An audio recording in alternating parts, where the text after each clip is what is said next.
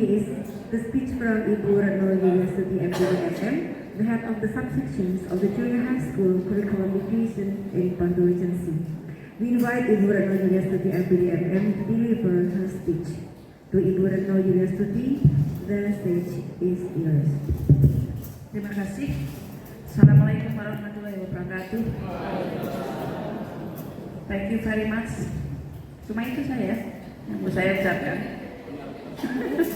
Yang lain masih roaming gitu, kena roaming. Ya, Bapak Ibu yang kami hormati, alhamdulillah kita bertemu dalam keadaan sehat walafiat ya semuanya. Ketua MGMP dan Bapak Ibu semuanya yang ada pada kesempatan kali ini. Izinkan saya untuk bisa menyampaikan apa yang harus saya sampaikan karena saya diminta Bapak Kepala Dinas Dikora dalam hal ini untuk bertemu dengan panjenengan semuanya. Bapak Ibu yang kami hormati, panjenengan hari ini akan melakukan sesuatu, kalau saya bilang ini adalah kontemplasi ya. Orang pikir kita berjalan biasanya ngajari kayak gini. Tapi kalau panjenengan bertemu dengan teman-teman yang lain, mungkin akan tergerak hatinya. Kayak kok nanti tuh saya materi yang agak berbeda, omong-omongan gitu. Kemudian ini aku naik ngajar kayak kita Israel ya berbuku ya gitu. Oh aku mau lewat lagu misalnya mengajarkan bahasa Inggrisnya.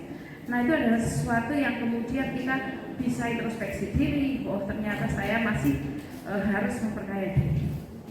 Nah Bapak Ibu di dalam setiap agama apapun itu selalu mengajarkan kita untuk selalu bergerombol atau kita harus menjadi sebuah anggota dari kelompok sosial. Mengapa? Karena dari situ kita bisa kemudian menyadari bahwa kita ini tidak bisa melakukan segala sesuatu sendirian. Gitu. Bayangkan bila panjenengan semuanya mempunyai masalah dan panjenengan tidak punya siapa-siapa. Maksudnya tidak mempunyai komunitas atau perkenalan atau apa.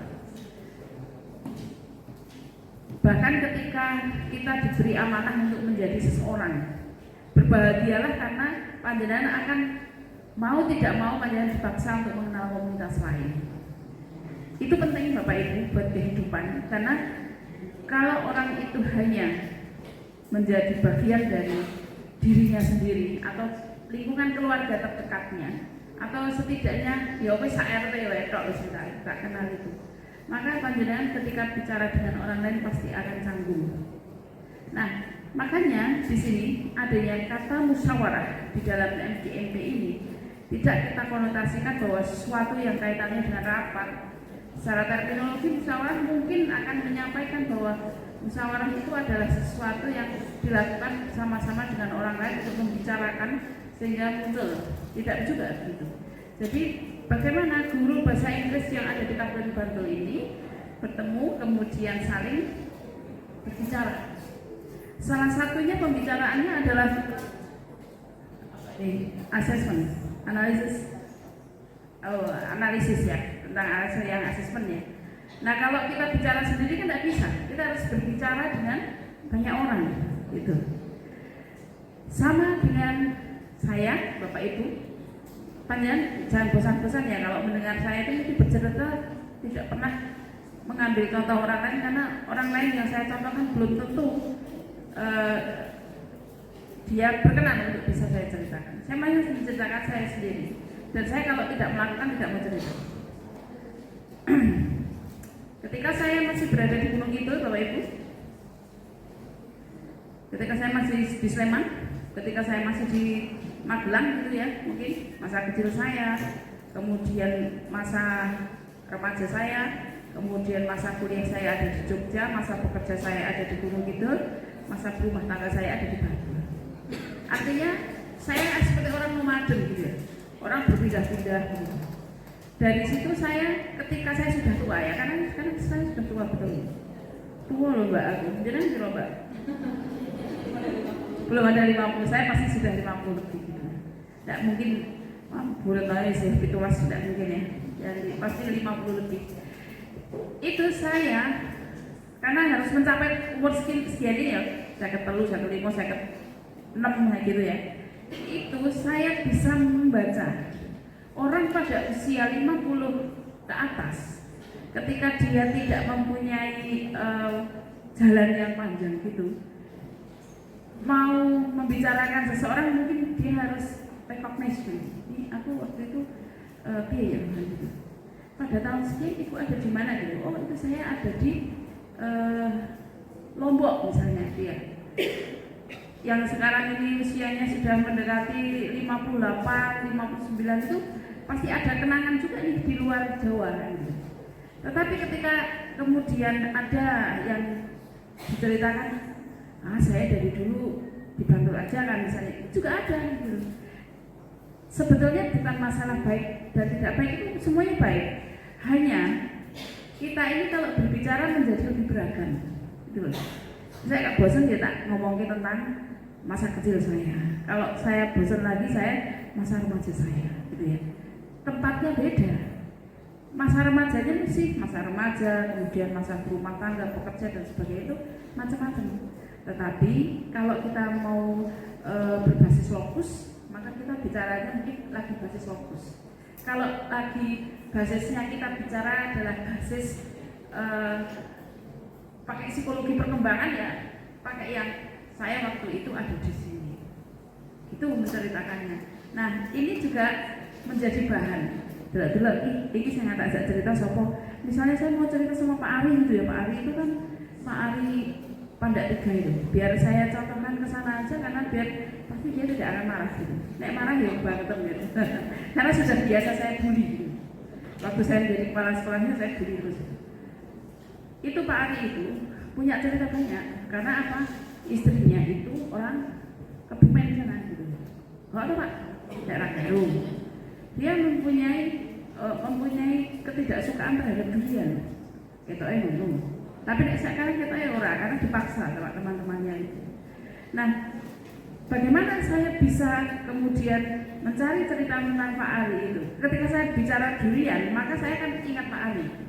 Karena konotasi apa maksudnya? Bukan konotasi.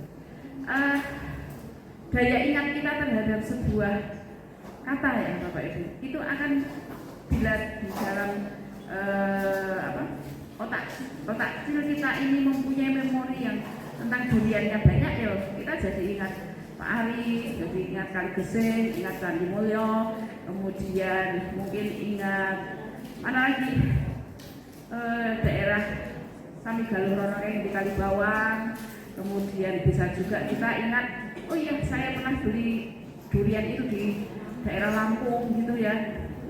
Oh iya saya pernah ingat ketika saya berada di Makassar, saya di sana juga ada durian Makassar ya. Ini karena masalah durian itu benar-benar menacak di sini. Jadi perbanyaklah kita nanti kita berusaha untuk bisa bertemu dengan panjenengan semuanya. Hari ini saya bertemu dengan jenengan itu, saya bertemu dengan 110 orang. Di dalam perbendaharaan memori saya bersalaman dengan yang satu jalur ini tadi, saya menemukan senyum, menemukan oh ya lagi balas HP, kemudian di sebelahnya lagi ada orang, ya Bu nggak nyampe ya, dada. Itu juga nanti akan menjadi memori ini lo beri dengan Mbak Ika, saya ini ya, itu membangkitkan gitu ya, bahkan Bapak Ibu, mergole saya sudah tua ini, jadi mungkin memori saya akan menjadi lebih banyak daripada Bapak Ibu yang sekarang usianya masih 30 tahun, butuh 25 tahunan untuk bisa mendapatkan memori.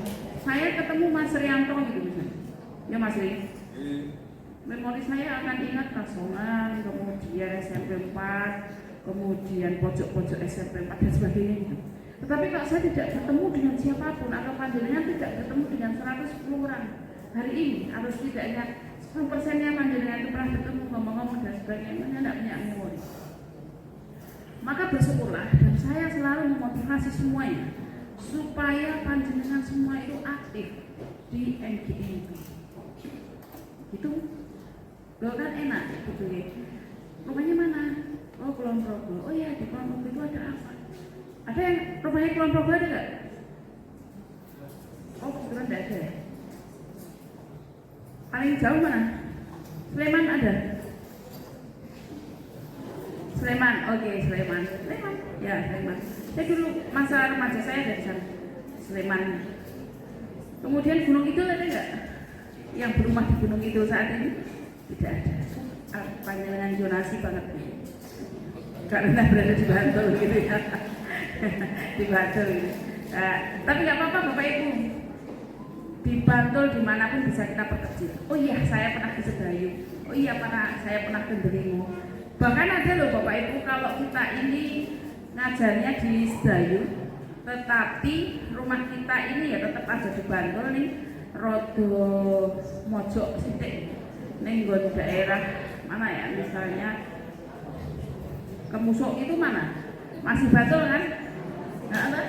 Rodo kan jejer persis sudah masuk Godean. Jenengan mungkin saja ketika jalannya itu hanya sampai Sedayu, maka belum tentu sudah sampai ke SMP 1 Beriung. Nah ini juga merupakan salah satu perjalanan. Saya sering menyampaikan ke semua itu dalam semua komunitas ya, kepala sekolah, negeri swasta, semuanya MTS ataupun juga kepada setiap MGET mata pelajaran itu. Kalau dijak nenggon sing ora tahu jadi tekani ya. Biar kita sama rasa jajal nek teman-teman yang ada di SMP 1 Bantul mungkin atau SMP 2 Bantul yang biasanya berada di kota itu kolong-kolong ngerasake Bapak Ibu guru yang pertemuan ada di Deringu sana, numpak motor sampai sana touring. Kalau orang Deringu tidak menganggap touring, tetapi orang Bantul menganggap touring gitu ya kan? Saya dulu kalau berangkat 50 kilo baliknya 50 kilo, orang menganggap itu touring gitu ya, karena sampai ke Krenean, Mobaran dan sebagainya itu karena memang sekolahnya dekat-dekat situ. Tapi saya menganggap itu biasa, yo nyambut gawe biasa. Kalau ada yang naik motor terus benar-benar perlengkapannya lengkap banget gitu ya. Ketika dia akhirnya ketemunya di Krenean, perlengkapannya lengkap banget. Padahal saya tidak lengkap banget, saya paling jaketan gitu kan. Naik motor dulu zaman dulu itu 50 kilo berangkat, 50 kilo pulang. Buat beberapa orang itu sudah merupakan jalan yang sangat jauh. Buat saya sekarang, saya ke Dipora itu lewat merem gitu loh, enggak jauh, bentar aja gitu. Karena pernah melakukan di Pandak 3 dulu, aku rumongso kepenak banget karena tidak jauh daripada SMP 3 Imogiri. Ketika 3 Pandak pindah ke 4 Pandak di Podue. Nah, ini kita dari tadi bicara tentang banyak hal. Satu, silaturahmi, 2, zonasi ya, 3, yang ketiga adalah bagaimana kita bisa saling mengenal satu sama lain. Tidak ada yang menyatakan bahwa ketika saya berkenalan dengan Mbak Wit itu ada sesuatu yang saya merugi. Tidak. Saya dan Mbak Wit itu sama-sama dulu, sama-sama di Imogiri. Jangan tahun berapa di Imogiri? 2005. Saya 2004 di Imogiri 3, Mbak. 2005 ya, 2005. Jadi perjalanannya hampir sama, cuma saya sekitar 10 tahun kemudian pergi. Saya tidak merasa rugi loh berkenalan dengan Mbak Wit gitu ya. Karena apa? Saya jadi kenal suaminya gitu ya. Suaminya kadang-kadang rapat dengan saya gitu. Oh ini nyonya, ini Pak Wit bagian gitu ya. Pak Aryola itu Pak Wit. Saya mungkin akan ketemu lagi dengan siapalah teman-teman saya yang lain yang kemudian akhirnya apa? Ujung-ujungnya begini. Monggo Pak. Selamat pagi Bu Retno. Ya, saya tuh mau ketemu Ibu. Anak saya itu mau saya cari kalau saya itu mau sekolah. Oh ya, ini saya dulu pernah ketemu Ibu di sini loh. Oh, ujung-ujungnya minta tolong untuk dipindahkan, gitu kan? Untuk pindah. Saya ingin rekomendasi untuk pindah. Ya, oke, syarat dan ketentuannya berlaku. Maksudnya silakan mencari surat kemudian gabungkan ke saya dan saya direkom gitu ya. Nah Enggak, ini manfaatnya kan? Yang tidak ada manfaatnya itu ketika begini, Bu, ini saya mau menyampaikan aduan gitu. Neng yang sarak ke sekolah gitu ya. Itu kurang bermanfaat untuk saya gitu ya. Walaupun manfaatnya tetap ada, memberikan informasi. Ya, ini sekaligus ya, karena jalan pelaku ya, pelaku di sekolah sebagai guru mungkin, sebagai orang yang dituakan, sebagai orang yang menjadi teman dari kepala sekolah atau guru BK. Bapak Ibu, sekarang ini kan marak kalau misalnya orang tua nun sewu itu ada permasalahan sedikit itu agak rewel. Rewel itu dalam arti itu gini, orang rampung nih kalau Bapak Ibu dulu. Nek dulu kan zaman biyen iki tidak ada yang mengatakan bahwa guru itu ora duwe siung. Masih ada siungnya. Ya benar. Nah sekarang jenengan itu mbok ngantek berbusa lengembukan itu anak-anak itu pasti reko-reko wae sing dilakoni. Dan non sewu anak-anak muda atau anak-anak usia remaja itu pengaruhnya sudah sangat banyak sekali. Dulu di SMK, SMA, sekarang sudah turun. Yang minta surat izin menikah itu ya di usia 16 juga sudah banyak izin menikah. Artinya 16-15 itu kan ada di area kita. Nah ini monggo Bapak Ibu. Kayak ngono ki tidak perlu panjenengan kemudian apa ya? Kaget gitu. Ya wis apa-apa dilakoni. Nah, caranya jangan mengintimidasi. Maaf, bukan itu. Caranya jangan kemudian kita underestimate kepada orang atau anak. Karena salah kita menyampaikan sesuatu kepada anak atau orang tua itu yang bicara sudah bukan orang tuanya lagi. Nah, memang lawyer itu banyak, tetapi mereka tidak pakai lawyer.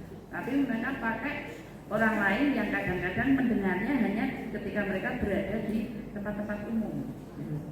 Nah, cuma sedikit itu saja nanti dilaporkan, akhirnya jadi gedung. Artinya apa Bapak Ibu? Era komunikasi seperti ini, panjenengan tidak usah ragu-ragu untuk menyampaikan hal-hal yang sifatnya itu harus segera dengan tututi, tetapi tidak ditutupi. Tututi itu maksudnya begini. Kalau misalnya ada anak yang kira-kira perubahan perilaku, ya anak setiap orang itu kalau tersentuh hatinya, itu dia pasti akan bisa ditekuk gitu ya. Nah itu dari situ. Tetapi ketika anak itu udah dimarahi terus gitu ya, mungkin ya saking jengkelin anak ya paham. Tapi cobalah dimitigasi saya. Jadi ada anak yang baik-baik, anak-anak yang sedengan, anak-anak yang butuh perhatian. Nah, anak yang butuh perhatian ini dengan anu aja dulu, jangan perhatikan betul. Karena kalau tidak ini akan menjadi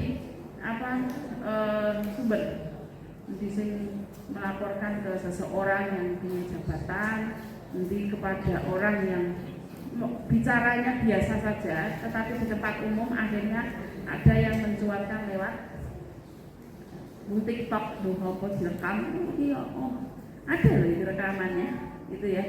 Padahal dia emang ngomong ini gitu. Aku ki ngomong nyekolah ke anakku nih sekolah SMP ini.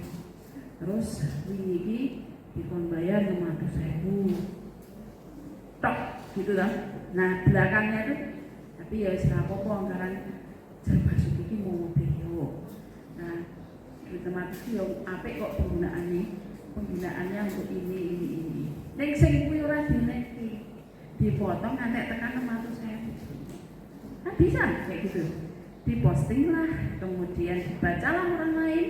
Kemudian mereka berbondong-bondong membentuk semacam koalisi untuk membuat somasi terhadap sekolah itu, maka kita jadi bertanya, kok bisa sampai segitu gimana ya? Akhirnya turunlah saya untuk menyampaikan ini benar kok mbok golek isi gambare kok ngene wong tuane daripada monggo menyerangnya itu lebih hebat lagi. Orangnya ditemui saja ya apa-apa. Pak, kok entuk kaya ngene iki, malah Bu, niku mburine tesih enten omongan niku ngono. Ade masih ada omongan kalau menawi mboten pitados pas rondo niku enten iki.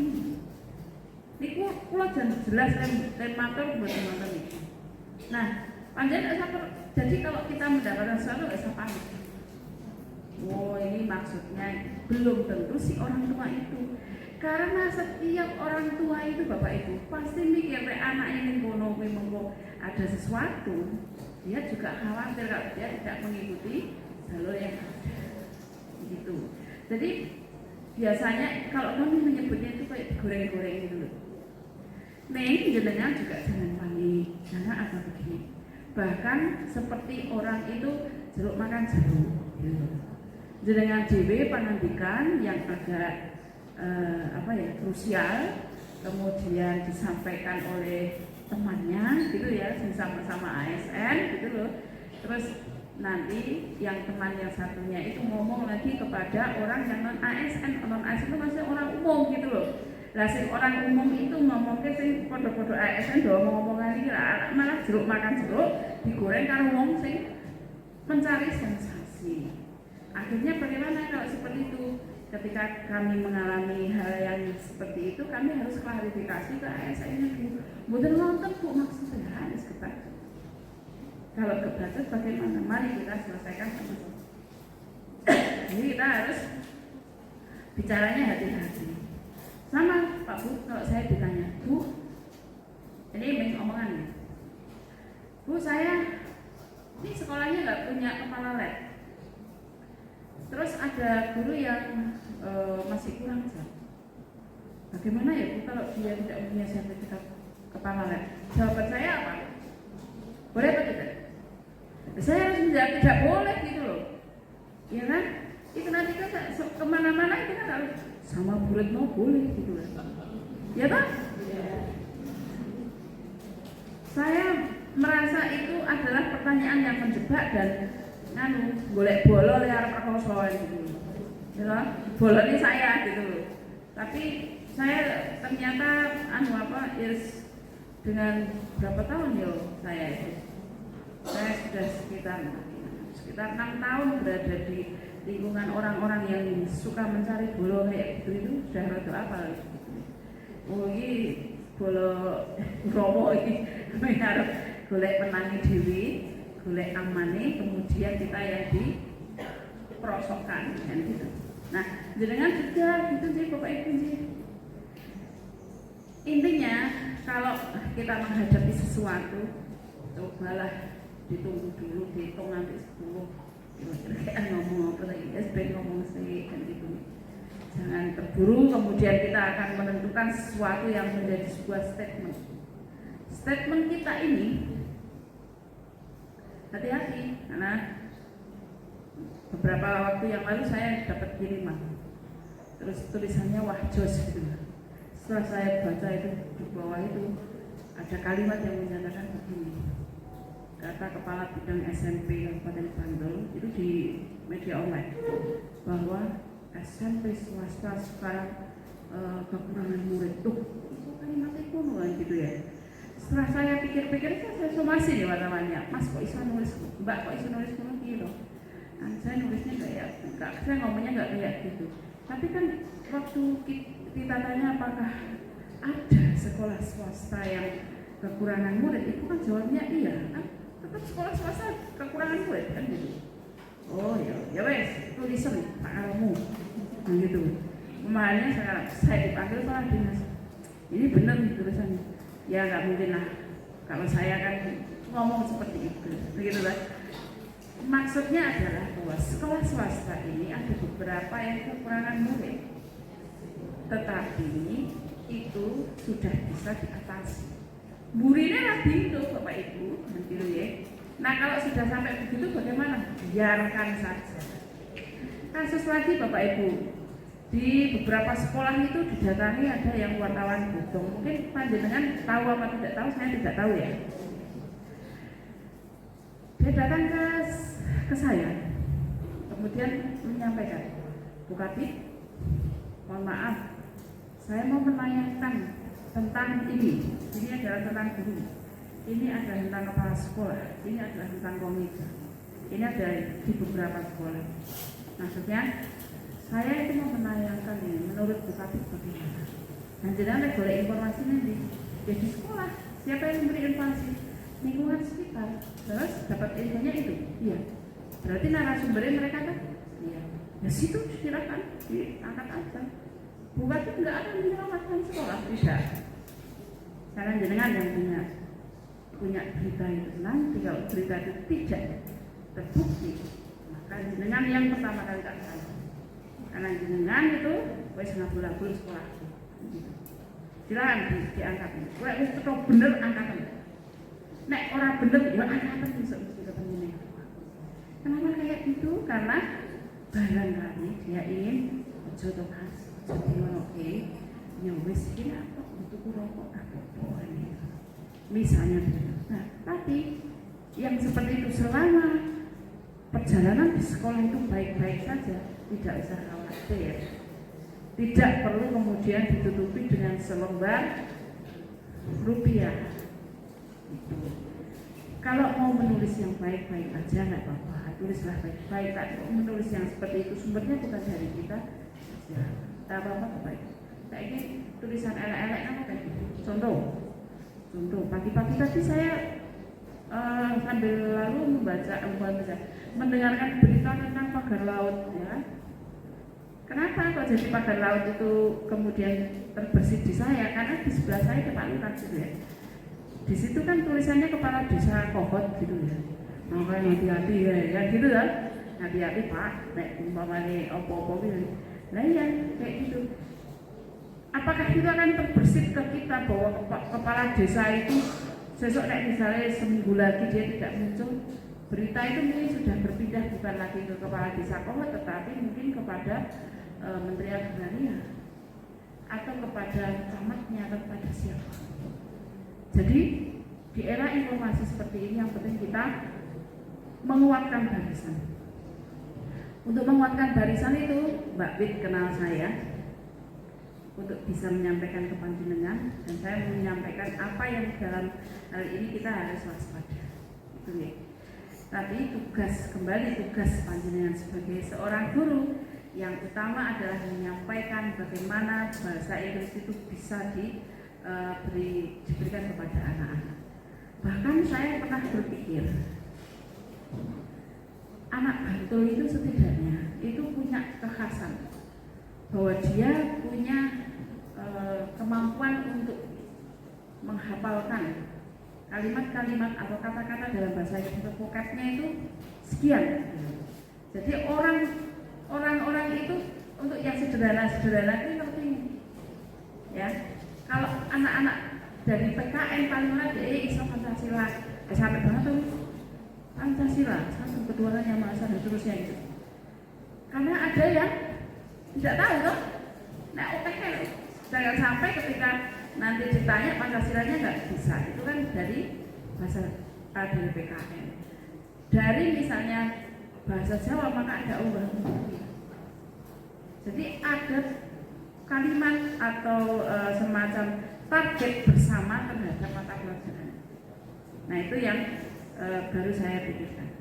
Kemudian banyak sekarang ini mungkin panjenengan mendengar keluhan dari teman-teman matematika masuk di kelas 7 tambah-tambahannya lagi sopan. Maksudnya operasi hitungan itu dia tidak tahu. Nah ini juga jangan sampai anak-anak yang dibacut seperti itu. Nek kebacut wis tekan SMP ya diselametke itu. Jangan sampai nanti nek wis mlebu nang SMA lho SMA-ne SMA Jogja misalnya. Oh itu wong Bantul lho. Nek wong Bantul iki ora iso hitung-hitungan to. Oh berarti itu wong Bantul lho. Nek wong Bantul itu ora ngerti simple present past.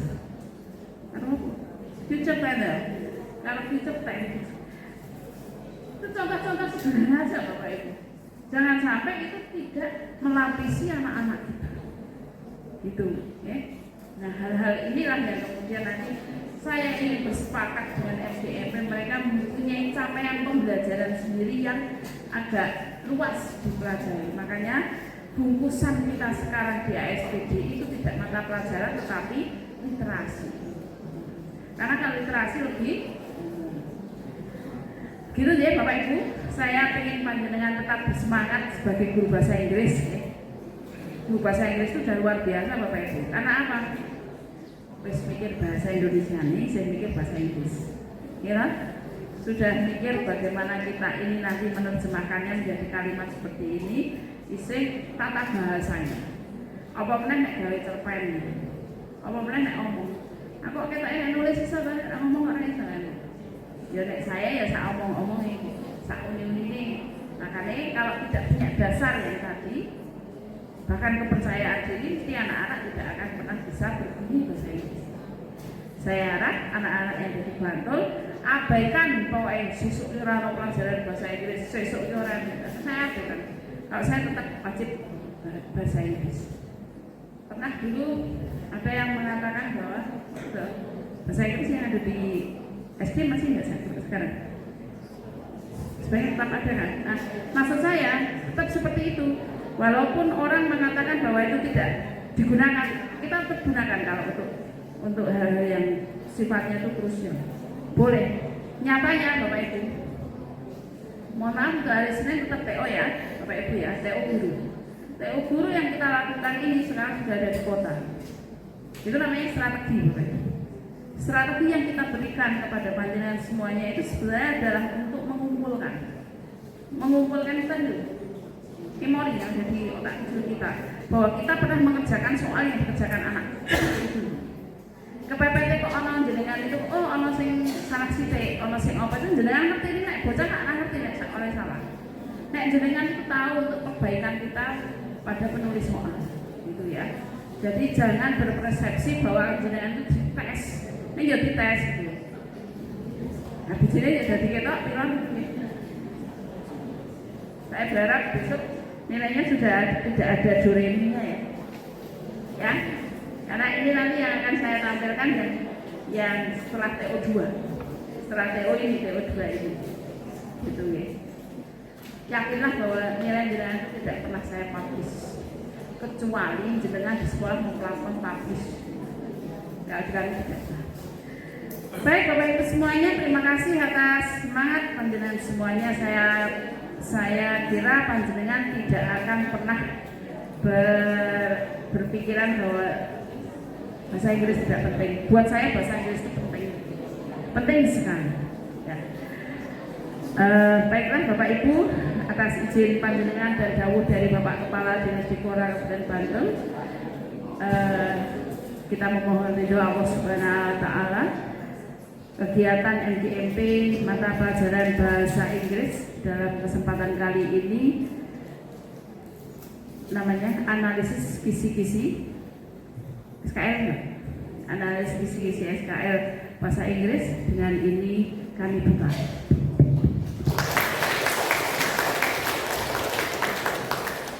Terima kasih Bapak Ibu. Saya doakan panjenengan sehat-sehat semuanya, bahagia semuanya. Jangan lupa hari ini libur dan besok libur ya kan. Kalau dengan ini sekarang ini berkumpul itu luar biasa. Tapi setelah selesai hari ini, setelah selesai usahakan untuk jalan-jalan. Oke, biar dengan punya investasi pemikiran yang lebih fresh, gitu ya. Terima kasih, kami akhiri. Wassalamualaikum warahmatullahi wabarakatuh.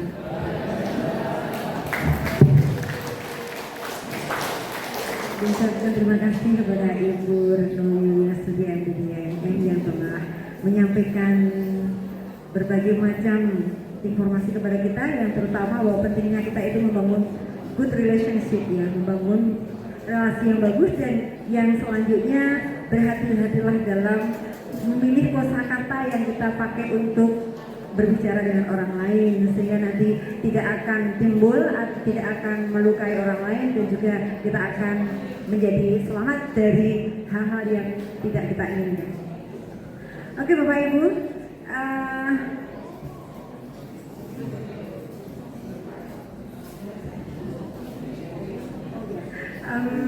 dimohon Bapak Ibu untuk bersedia foto bersama dengan Ibu Kabit.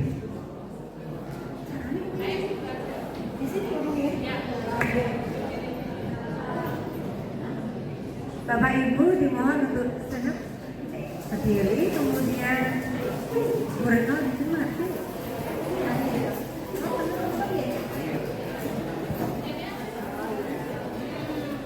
Mas A. Oh iya. Mas aku bisa bantu.